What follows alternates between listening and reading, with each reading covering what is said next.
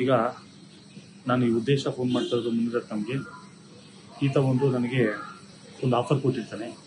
ತನ್ನ ಕ್ಷೇತ್ರದಲ್ಲಿ ಒಬ್ಬ ಕಾರ್ಪೊರೇಟ್ ಇರ್ತಾನೆ, ವೇಲು ನಾಯಕ್ ಅಂತ. ಆತನ ಮೇಲೆ ವಿನಾಕಾರಣ ಏನಾದರೂ ಒಂದು ಡಾಕ್ಯುಮೆಂಟ್ಸ್ ಬೇಕು, ಇಲ್ಲಾಂದ್ರೆ ಅವನ್ನ ಬೇರೆ ಥರ ಸಂಚು ರೂಪಿಸೋಕ್ಕೆ ಒಂದು ಪ್ಲ್ಯಾನ್ ಕೊಟ್ಟಿರ್ತಾನೆ. ಅದನ್ನು ನಾವೇನು ಮಾಡ್ತೀನಿ, ವೇಲು ನಾಯಕರ ಗಮನಕ್ಕೆ ತರ್ತೀನಿ. ವೇಲು ನಾಯಕ್ನವರು ಹೌದು, ಅವ್ನು ಹೇಳಿದ ರೀತಿನೇ ನೀವು ಅವನ ಥರ ನಡ್ಕೊಳ್ಳಿ ಅಂತ ಹೇಳ್ತೀನಿ.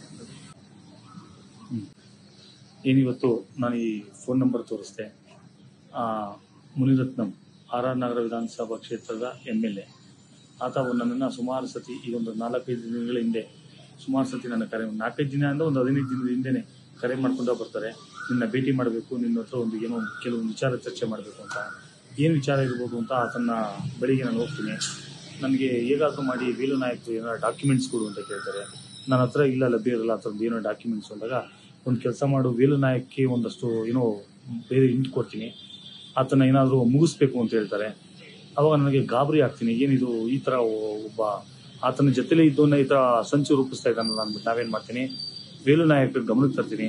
ಸರ್, ನಿಮ್ಮ ವಿಚಾರವಾಗಿ ಈ ಥರ ಮುನಿರತ್ನಂ ನಾಯ್ಡು ಈ ಥರ ಸುಪಾರಿ ಕೊಡೋಕ್ಕೆ ಓಡಾಡ್ತಾ ಇದ್ದಾರೆ ಅಂತ.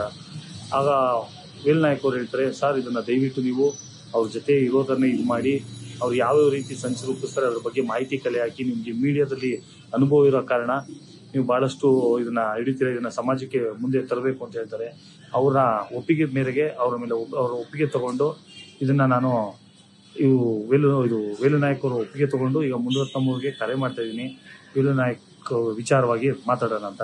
ಆ್ಯಂಡ್ ಅವ್ರು ಏನು ಮಾತಾಡ್ತಾರೆ ಅಂತ ನೋಡೋಣ.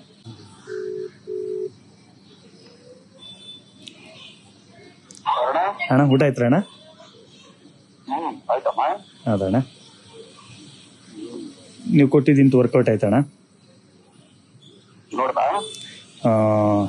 ಸೋಮವಾರ ವೇಲು ನಾಯಕ್ ಕತೆ ಮುಗಿಯುತ್ತೆ, ಡೈರೆಕ್ಟಾಗಿ ಬಂದು ಮಾತಾಡ್ಲಣ್ಣ? ನಾನು ಹೇಳ್ತೀನಿ, ಡೈರೆಕ್ಟಾಗಿ ಬಂದು ಭೇಟಿ ಮಾಡ್ತೀನಿ ನಿಮ್ಮನ್ನ. ಡೈರೆಕ್ಟಾಗಿ ಬಂದು ಮಾತಾಡ್ತೀನಿ ಅಣ್ಣ.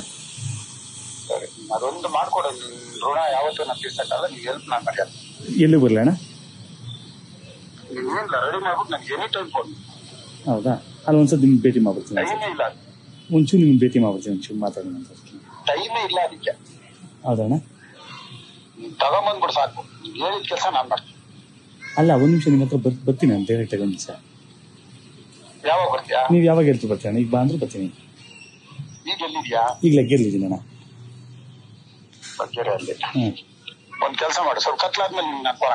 ಆಯ್ತಣ್ಣ, ಆಯ್ತಣ್ಣ, ಹಂಗಾರೆ ಆಯ್ತಣ್ಣ.